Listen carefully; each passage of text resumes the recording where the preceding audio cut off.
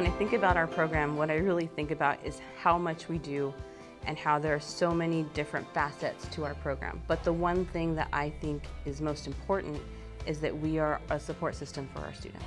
As a freshman, you are kind of lost, but then like when you find the Student Success Program, they kind of lay stuff out for you. Whether it's our first generation college students or it's their first semester that they're attending college, you have your common, don't know where to go, who to ask, or maybe they're afraid to ask. It can really vary, and it's nice to be able to meet with those students who are facing some of these challenges, whether it's academic or just navigating the system itself. I try to be clear on the message that it's there for students, particularly since it's part of the Student Equity Program. Because I teach 251, 261, I remind them that you guys are in. They want to help you.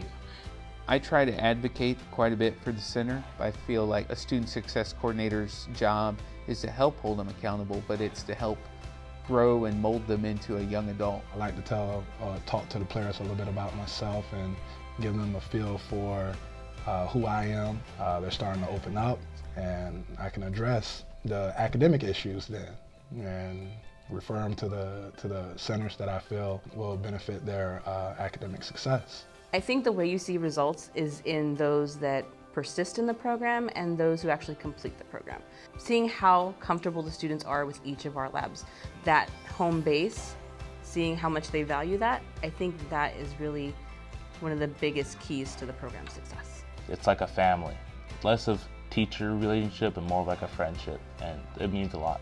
Because of being in the program, I've been able to meet a bunch of other students who share similar goals. I've been able to connect with other instructors and staff on the campus that I might not have, and I've been able to join other programs. Thinking about a four-year university is kind of an abstract concept, particularly for students who are below transfer level. So I encourage them to go because when they go, they see what the campus looks like. And they realize the students are just like them.